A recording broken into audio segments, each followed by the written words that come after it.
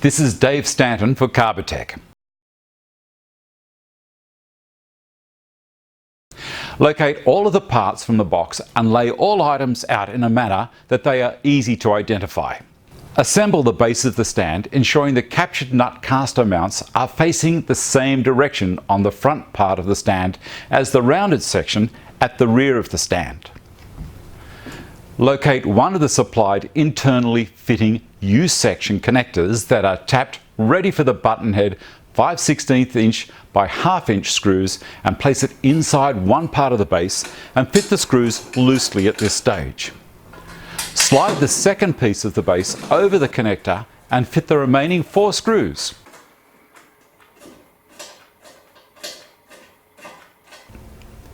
You may need to use a screwdriver as a podger to draw the connector to make it possible to fit the screws.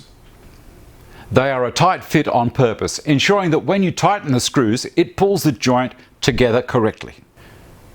When you have all 3 sections of the base connected, you can fit the casters.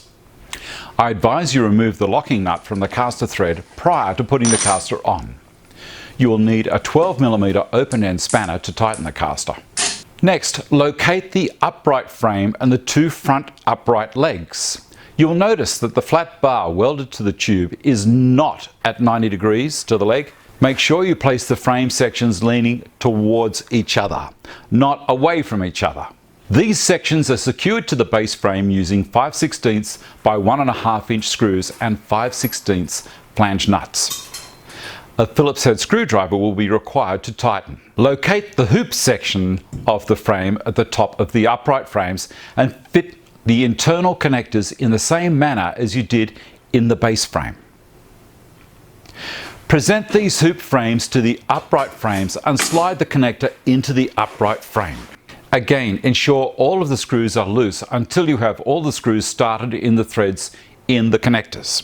Again, a screwdriver can be used as a podger to pull these in tight to make the initial engagement of the screws easier. Tighten all of the screws. The frame is now complete. Place the Cyclone on top of the frame, lining up the holes of the support flange with the holes in the top of the frame and secure with 5/16 by 1.5 inch Phillips head screws and 5/16 flange nuts. These are the same type as you use to secure the support frame to the base. Undo this strap clamp. I'll spin her around. Undo the strap clamp sufficiently so when the round separator is fitted to the top of the Cyclone funnel, you can clamp the 2 together. This clamp can be loosened and retightened at any time to allow the position of the inlet hose here to be varied wherever you need. Assemble the dust collection drum by removing the loose nuts from the casters and screw the casters into the captured nut in the base of the drum, but do not over tighten. Use the nuts you removed on the inside of the drum as lock nuts. Fit the handle to the drum using 1/4 inch by 5/8 screws and 1/4 inch acorn nuts, as well as the M4 by 8mm nylock nuts to the 2 lid securing clamps. These ones here. Note that the clamps can be adjusted to give correct pressure when connecting the lid to the collection drum. Here's your adjustments. You can now fit the lock handle links to the connection points on the drum lid that form part of the lid lifting mechanism. These are the links down here. Fit the 1/2 inch hex nut and a 1/2 by 34mm by 3mm thick washer after the lock handle link slides through the first portion of the connector. Then slide down past the next level of the connector and place another washer on the lock handle link, and then finally the last 1/2 inch nut to the lower side of the washer.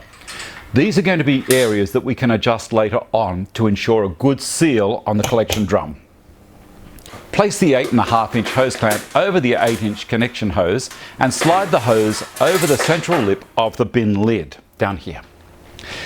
Tighten the clamp using either a Phillips head screwdriver or a 10mm socket. Place the 8.5 inch hose clamp over the top of the 8 inch hose, this is at this point here, and slide the 8 inch hose onto the base of the Cyclone funnel. You may need a screwdriver to assist in locating the hose. Tighten the clamp up. The next thing to do is to fit the drum lock handle to the cyclone funnel. That's this here. This is a bit tricky. Remove the nylock nuts from the mounting points on the side of the cyclone funnel. These fellows here. With the knee of the drum lock handle facing downwards. So there's the knee there, facing downwards. Gently fit the drum lock handle onto the mount points on the side of the cyclone funnel. So we're going to slide it over this point and also on this point. The small angled flat bar section of the drum lock handle connected to the lock handle link on the top of the lid are connected using 4 5/16 by 1 inch button head screws and 5/16 flanged nuts. So it's this connected to there and this connected to there. Do not over tighten as free travel is required, as this is a hinge point. Replace the nylock nuts to the drum lock handle mount point on the cyclone funnel. These ones here. Return the collection bid with the lid clamps on directly under the cyclone funnel. At this stage, you will also need to adjust the nuts to the lock handle links. These guys here. These nuts. Tighten with a 19mm open end spanner. Around here. The vacuum hose needs to be connected to the collection drum and also to the round collector. It is 1.5 inches diameter, 1180mm long. There are 2 hose clamps of 1 3/4 inch. I use washing detergent to lubricate the connection point. This will allow the hose to slide on easily. Tighten with a Phillips head screwdriver or a spanner to suit 8mm or 5/16 inch. Note that it is a good idea to have the vacuum hose on the inside of the frame. This allows the collection bin to be emptied clear of the frame. We can slide it all the way out and the hose will not foul it. The final step is to fit the dust ports to the round collector. The inlet port, this fellow here, is 6 inches and supplied with a twin 4 to 6 inch adapter.